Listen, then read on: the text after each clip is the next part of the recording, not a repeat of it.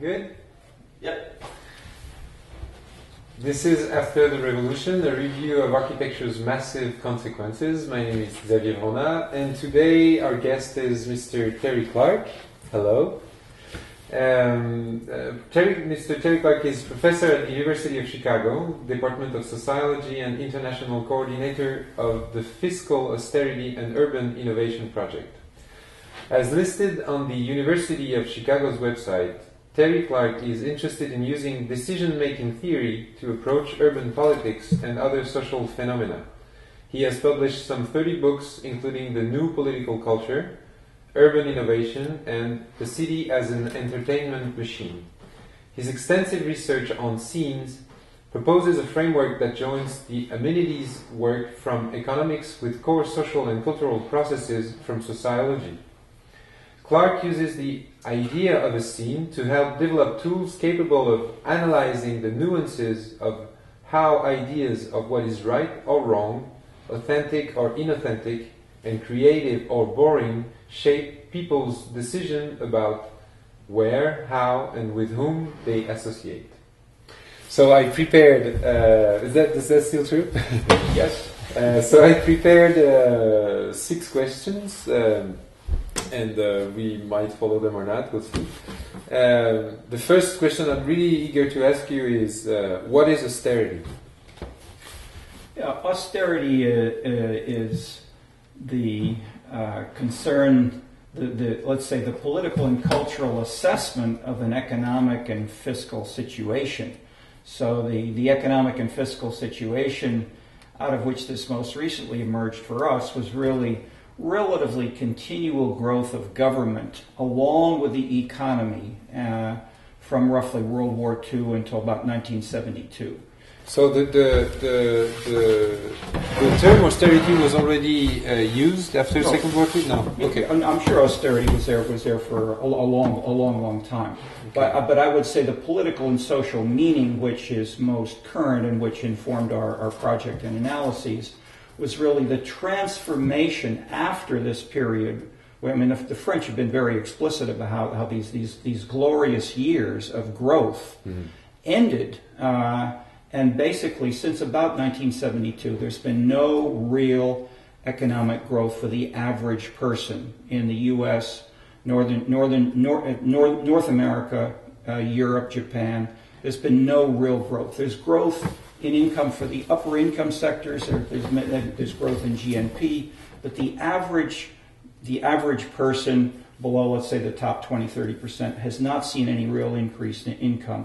And in terms of government, in terms of social programs and the like, funding these kinds of concerns, there's been austerity in the sense that there's been a cutback generally in government programs relative to what there was earlier. And that sense that we are not growing the way we did is a subjective or a cultural conceptualization of austerity. Now that's a problem on the political left. It may be a good thing on the political right, but I would say, there are 2 parts. The lack of economic growth is not a good thing from a Milton Friedman standpoint. But the cutting of government may be a good thing from their standpoint. But austerity includes both. So austerity is both private sector lack of growth and related, or possibly or not necessarily tightly related to that, is the relative growth of government. Okay, so austerity is lack of growth. Yeah. But okay. So I'll get back into follow up. Sure. Yeah. So in your understanding, is this austerity concept term tied to any particularly tied to any ideology, meaning that it would be an implemented project, ideological project, or is austerity a non-controlled, incidental, chaotic phenomenon? Well, there are elements. There are many elements, and so some are more directly ideological and policy related. Others are harder to control. So, the immediate source of the crisis was seen by many as the movement up in the price of oil. And the global price of oil was in part a political decision by especially Saudi Arabia and certain countries in the Middle East to reduce production. So that was a clear policy decision, and we have a similar situation now in the last 2 years or so, that the price of oil has dropped. Mm-hmm. So in that sense, there is a clear policy, but it is not one in which many programs and political leaders are participating. It tends to be a relatively small number of oil producing or energy producing policymakers. So austerity would... But that's one component. Yeah, sure. But from what I understand, it's an important one. Yes. It's a defining one. But that's the background, and that may be the most global and difficult to control. When you get to nations or to localities, to local governments, to mayors, or to neighborhoods, such as this neighborhood, then the issues are much more loose and malleable, or in the sense that there is more local variation. Nations vary between Germany and Greece, between Margaret Thatcher and Tony Blair, and the Portuguese, for instance, and others in China.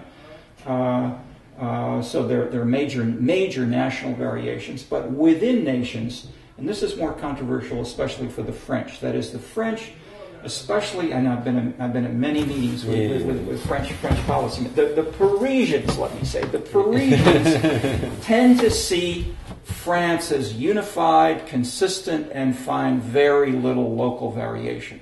I come from the other side, from bottom up, from looking at neighborhoods and cities and so forth, and have been attentive to and have worked with, let's say, decades of initially American graduate students and now generations of French students as well, who have documented local variations inside France in ways that make political sense and policy sense and so forth.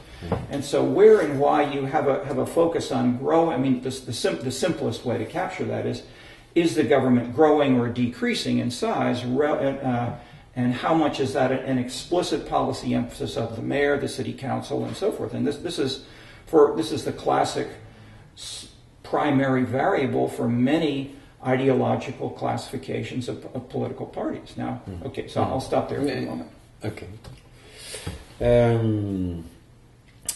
So today the notion of austerity, at least in Europe, is very much pushed forward by Angela Merkel's government. From your understanding, do you think it can be linked with what Max Weber described as a Protestant ethics in his book Protestant Ethics and the Spirit of Capitalism, Germany being a dominantly Protestant country? Yes. That is, I and others have pursued this in some detail in Europe and also within the U.S. And the interesting point is, as Emil Durkheim pointed out in his book Suicide, Germany is divided. So Germany has Protestant and different kinds of Protestants. It has Catholics in the south, it has Lutherans, and it has some Calvinists. And there are variations in suicide rates, which Durkheim pointed out, related to this sense of social integration. So the classic, That is, so Protestantism is a classic, simple measure of social integration. It's very, this is really off charts, but one of the issues that, because here I'm a tourist, even if I'm here 3 months, I just try to grasp bits of understanding. One of the major difference is the religion. And as a Marxist, again, I would say, I believe that's why I have a red flag out there, the flag of the people, and, I want people to unite. And often the answer I get is, men can do so much, then it's the Lord, right? And I totally respect that. It's just in terms of, it raises questions about, I get pissed off because I'm we gotta get our hands on this thing. And then I think, how is it, apparently, Martin Luther King or Malcolm X, I discovered I didn't know that Malcolm X apparently was religious, and how is it that there was some tie, because it seems on this case, is ideological standpoints really do have a very strong impact on, the people's reaction towards the government, or how reality is shaped and why people would mainly vote against their own interests, you see? So how? I don't know if there can be an answer to this. It's absolutely central. But again, France and the U.S. are excellent cases because France is one of the least religious countries in the world, as shown by people who say they do or do not believe in God, they don't believe in the afterlife, do they pray, or do they go to church on Sunday? France is one of the lowest. Yeah, I've seen 30, 35. I have to check because 30, 35%, I think, of people in France. And in some measures, even lower. In the U.S., it's about 50%. But there are also places in Western Europe. Poland and Ireland were among the most religious, but they were both Catholic rather than Protestant.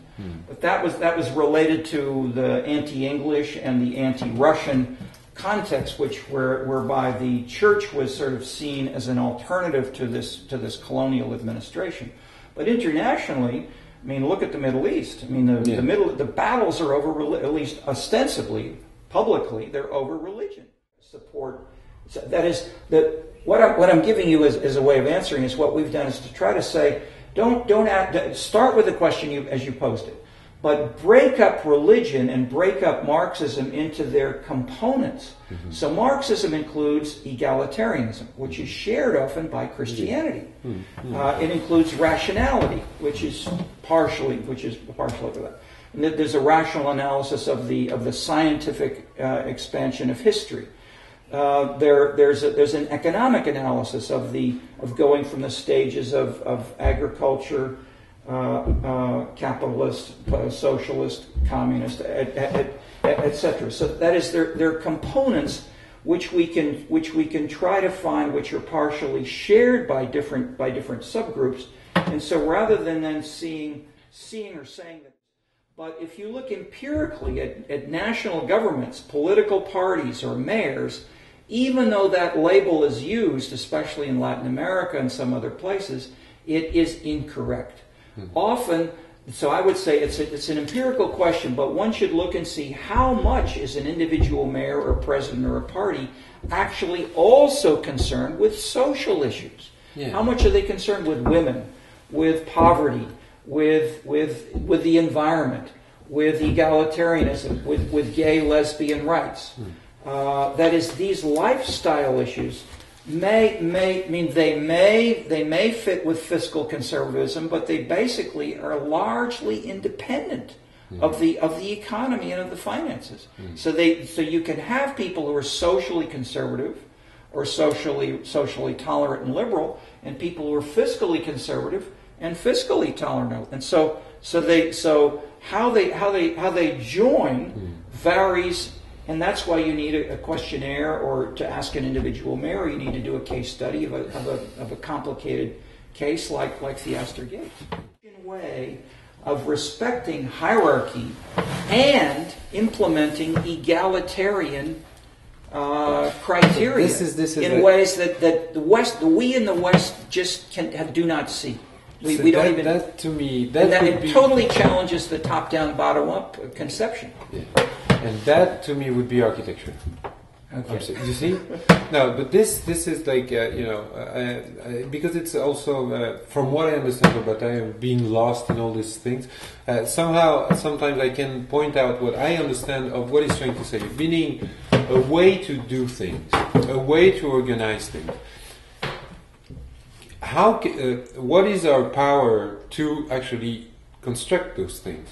How to construction, or how to construct organization, how to reform, because like for instance, in Japan we studied it a bit when we were in the US, like through objects. Like if you take the beginning of the 1853, I think, the country shut down, then you have the US come in. And then in 5 years, they change, like they get change calendar, they reform the army, they change the military system, and they have a postal system. It's just like in 5 years they can transform an entire, adapt. But not democratically. No, not democratic. Yes, exactly. So no, but that's all the problem with architecture, is that architecture can get shit done. You can get but most of the time it actually is through imposition of experience. So how much of a social engineering is there, according to your understanding, at work? You've identified links between ideologies or contradicting facts, but are there factors that do impact those things, like manufacturing consent, or you see what I'm saying? Let me answer with a very crude and simple summary of many years of social science research. If you look at many of the things that social scientists study, which are also the things that concern average people, making more money, being more educated, rising occupationally, going to church, practicing religion, joining a civic group, shopping. About 15% of the variation in more or less of all of these is explained by race, income, occupation, education, father's occupation. So Bourdieu and Marx and all of these things explain about 15%. 85% is not explained. It may be random, it may be noise, it may be combinations of these in unique or very unusual ways that don't fit the simpler models. So I would say any book that says the cause of, of change of, capitalist centralization is crisis is probably explaining 2%. That is. And so, yes, there are examples like Katrina that look partly that way, but it's too simple. Or that put differently, as a social scientist, I would like to be able to build a model, and Marx as an analyst would like to be. He called it scientific socialism, but he didn't have that much data. And so people who've later, pursued and tried to say where and how can these things work, end up explaining, and this is true most social science. Milton Friedman, Hayek, and their students, they're explaining about 15%, not much more. So all of these models are very weak. We live in a very probabilistic, non-deterministic world where there's lots of variation. So this goes back to the very first question of the second, which was how much of austerity as a concept or as a driving idea? Similarly, it may explain to less, 2-3-4% maybe, and combined with these other things. Or most of the time, when one speaks, or when I speak to, and I speak a lot to sociologists, anthropologists, everything is always more complicated than it seems. And I would agree to that. But how can we turn this towards action? We still got, I think, we went again from that 1 to 30 to 1 to 350 ratio between high and low wages in 30 years. This is very clear. This is this. In terms of class struggle, we've had it very bad. Well, what's the answer? What are the best analyses of that? The best analyses are really by some folks who worked on income inequality, and their main answer is really, is articulated in the most widely read books by Saskia Sassen. And she has a book called The Global City, and she shows exactly that kind of change. And her main answer is the same as Milton Friedman and the same as Adam Smith, which is basically the extent of the market. I think the real question that I want to me that it all comes down to is there for you such a thing as a world order? Very messy. I mean, lots of people want a world order. I'm not willing for it. What does ISIS want a world order? Yes, they want one. Does Obama would like to have a world order? Putin would like to have a world order. So they all want it. But look what's happening in Syria today. I mean, the Americans, the Russians, the French, the Taiwanese, the Australians, the English, they're all bombing. But they're all fighting. I mean, is it a world order? It's a total disorder. But so for instance, I don't think it's not total. But that is you have in the same country fighting active people making policy day by day. Clearly, it's not coherently ordered.